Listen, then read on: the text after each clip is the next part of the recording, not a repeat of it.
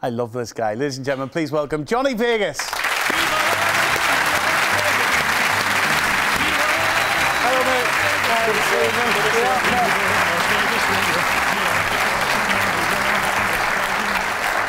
Thank you for coming. Pleasure to be here. Good to speak to you. Thanks for having us. You know, I bumped into him. He won't even know this. He won't remember it. But I was kind of a little bit starstruck. It was about 9-10 months ago, and I was getting on the plane in London one day, and he was right in front of me, and I tapped him on the shoulder. You don't remember this, do you?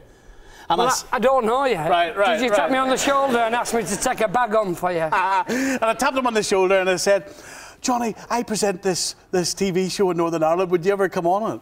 Do you remember this? I did, but you and your agent still said no the next time we asked you. Right, so you brought me on here now to prove that you couldn't get me on here, even though I'm on here. Or is it just because, oh, you've only got a book out? You said, like, you had a TV show the way somebody says, I'm building a rocket. Let's go to the moon. And you wanted to call me Alice. I didn't know. You tapped me on the plane, early morning, yeah, hungover. It was. There was a whiff of something off you, and it wasn't tea. There was a smell of something off the gentleman. It might have been a strong aftershave. But I can't, look, at times like that, you're going, yeah, all right, and they go, I've got a show, wait to come along, and you go, is it broadcast for Manhattan? That's the only question. I know you're here. And I'm sorry, and you do know that agents have that. This isn't, my wife lives in Dublin. I live in Ireland half my life now, so it isn't a case of going, no, I don't want to go to Ireland and do a show.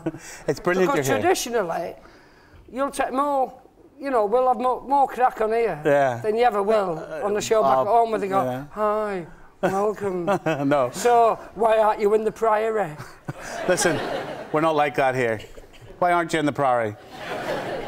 Because over here I'm a character. Right. What, don't drink that, is that neat gin? What have you given me? Here's what I want to know, right? I was reading all about you, and of course my perception, you know, Johnny Vegas.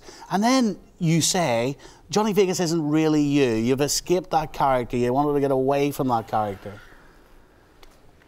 I haven't escaped him completely in that way. The thing with the book was, how did Johnny come about?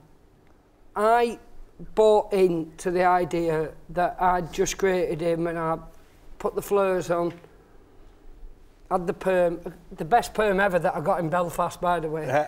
I did, at a gig here, and I just went out and did him, and then he went back in the box, and you're going, actually, a few years on, I have a son, I have a wife now, and you're going, he didn't, he took over.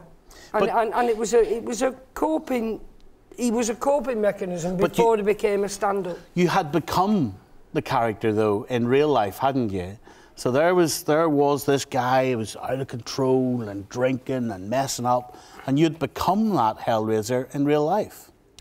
I did, yeah, because he at one point refused to go back in the box, and he was like, you know what, it's more fun being Johnny than it is Michael, and people like Johnny, and nobody's bothered about Michael.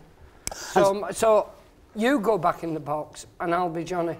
You know, I saw him, I'm sure it was at the Queen's Festival or something a few years ago, and I remember watching this hilarious guy. It was him. He was so funny. You wouldn't know it now. Right. And to see me. He took his shirt off at the end of the night and got people to throw coins at him, and I thought, this guy, you know, you're mad. Now, you were out of control, right? At what point did you realise it? Yeah, but I'm not a recovering alcoholic. I do have this thing in stand-up that when you're doing well, it's the only job where people don't create an intervention, because when it's going well, people love you and they want you to do that, and folk do live vicariously through you. Everybody wants to have a drink with Johnny. Everybody wants that one night out, but then you want to go home and raise your family. Imagine if Johnny came home with you and then set fire to your kitchen and then said, I'd like to live here for the next few years, and that's what he, you know what I mean? It's that thing of going, living with this, being this thing that folk is. He wasn't evil. He was a